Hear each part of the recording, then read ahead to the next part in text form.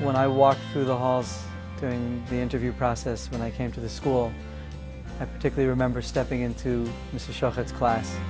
Let's see if we can do it together. There was a love of teaching and a love of children and a love of teaching children that was immediately evident. And when I stopped into her class or walk by her door and hear the learning that's going on, it's sincere, it's from the heart. It's what the Hebrew Academy is all about. We're going to take this word now. The Rebbe always referred to every Jewish neshama as a precious diamond. And he also said that one never tires of dealing with diamonds. We get them more polished, and we even get them sparkling sometimes. But it is our duty to figure out how to mold and turn each one of these into a unique personality and into a most precious and brilliant jewel. But for this tzaddik, what did Hashem make sure that they were carrying? Who can tell me what would Hashem make sure? What a child becomes, what a child grows up to be, can often be shaped by one or two words that a teacher utters. It could be positive and it could be negative. Sometimes we don't realize the impact our words have on a child. 2 years ago, I started teaching my students' children. And when I see what pillars of the Jewish community they have all become, what more joy can I have? We have a tremendous responsibility, probably the most responsibility of any profession, to shape and mold children, the future of the world.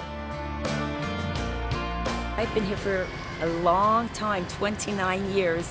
From the start, when I started working with Shirley Gross as my principal, as my mentor, until today. It's a partnership between me and all of my esteemed colleagues. When I see these incredible, incredible students of ours raising Jewish families and becoming such important people all over the world, it's just an amazing, amazing feeling to think that we had a small part to do with this. We have to inspire children, and our teachers do.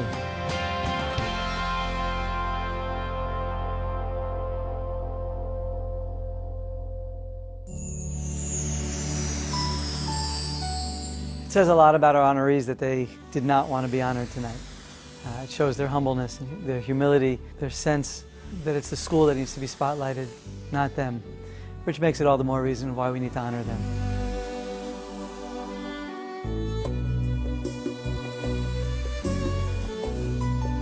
I would tell them thank you for everything they've done for the school.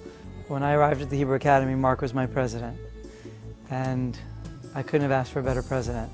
He was there whenever I needed him. Mark gave me the big picture, forced me to look at the big picture, and I give him a lot of credit, basically single-handedly running the school with the administration before I arrived at the school. Barbara deserves a lot of that credit too for allowing Mark to invest that time into his children's school and to be here as much as he was.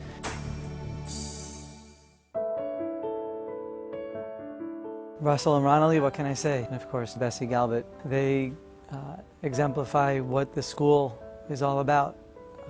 Truly committed to Jewish education, truly committed to the community, truly committed to their children.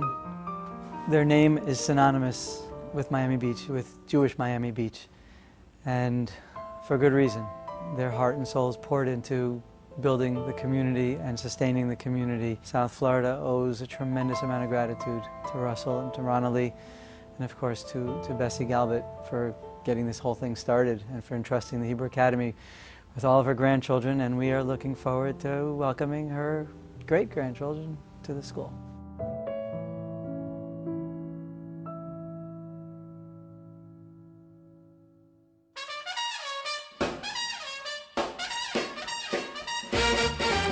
The school was started on Jefferson Avenue and 6th Street.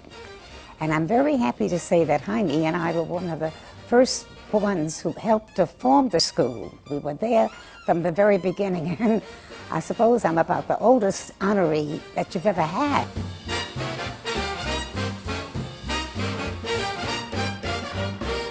My father-in-law, a blessed memory, had this store, Al's, which was at the corner of Washington Avenue and 5th Street. And it was a store that was open day and night. They had a luncheonette there, they had a tag agency there, we sold driver's license, we sold stamps, we sold Valentine boxes of candy. That Clark Gable used to come down during the war years and have breakfast in my father-in-law's store. When I had my first two children, Robert and David, Rabbi Alexander Gross came to Miami Beach to open a school. A secular and a religious school. And he brought his lovely wife Shirley and his bride, and we had two more children. So all four of my children have attended the Hebrew Academy from nursery, kindergarten, then first grade through the 8th grade, and then the high school, the 9th grade through the 12th grade. Miami Beach was very, very different in those days because there wasn't too much religion here. When the Hebrew Academy came here, you could see a change after 2 years. The children were learning and teaching the adults. Today they have many schools in secular and Hebrew, but remember that the Hebrew Academy was the very first. They led the way.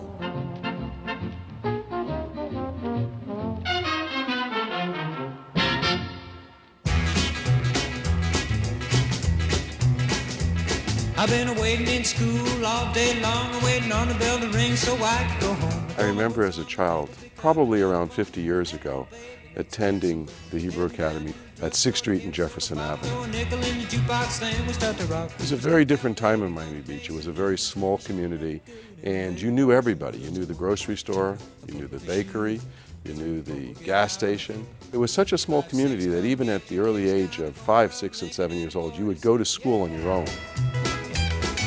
It was Rabbi Gross who felt that the current site owned by the Hebrew Academy was not of sufficient size.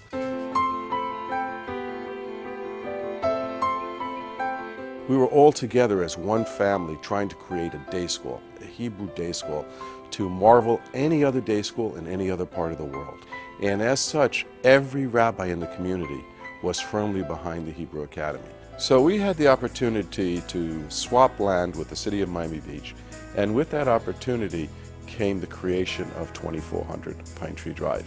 And I remember like yesterday where Alexander Gross said to my father, "Jaime, you get us the land and I'll get the money to build the building." When we went into the 3rd grade, this building was finally ready.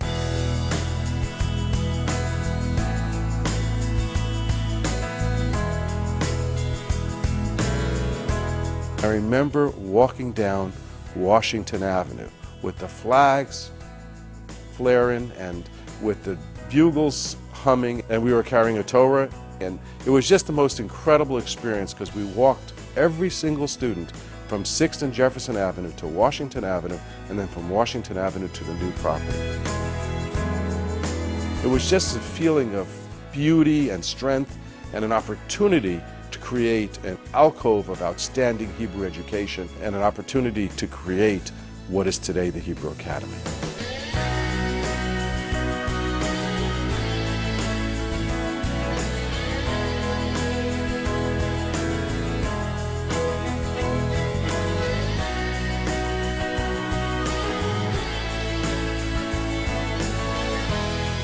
Rabbi Gross was a wonderful man. He had the foresight to see the growth of this whole city. This school was here for every Jewish person. It grew in spirit, it grew in teaching, it just got better and better. East of the Mississippi, there was no other Hebrew day school. And we had kids from Birmingham, Atlanta, South Carolina, North Carolina, and they would come here because we provided the Jewish day school for all.